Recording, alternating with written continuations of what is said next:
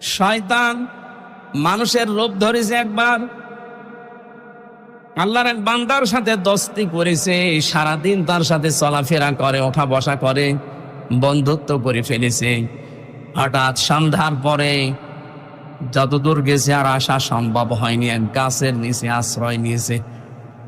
হঠাৎ করে শয়তান ডাক দিয়ে বলে, বন্ধু আমি আজকে তোমার সাথে থাকতে পারলাম না, আমি বিদায় নিলাম। কেন সারাদিন তো কথাবার্তায় ওঠা বসায় চলাফেরায় তো ভালোই ব্যবহার ছিল, বন্ধুত্ব হয়েছিল, চলে যাবেন কেন?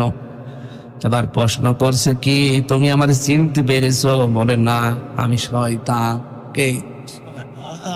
লোকটা বলছে, কি আশ্চর্য, আপনি পরিচয় যখন দিয়েই দিলেন, আপনাকে দেখে তো আমার ভয় লাগার কথা, আর আপনি আমারে ফেলে রেখে চলে যেতে চান কেন?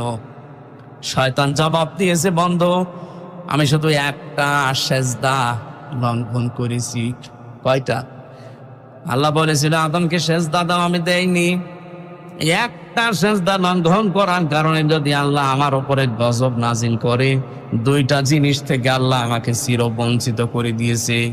এক নম্বরে কোনোদিন আল্লাহ আমাকে ক্ষমা করবে না, দুই নম্বরে কোনোদিন তিনি আমাকে জান্নাতে দেবে না।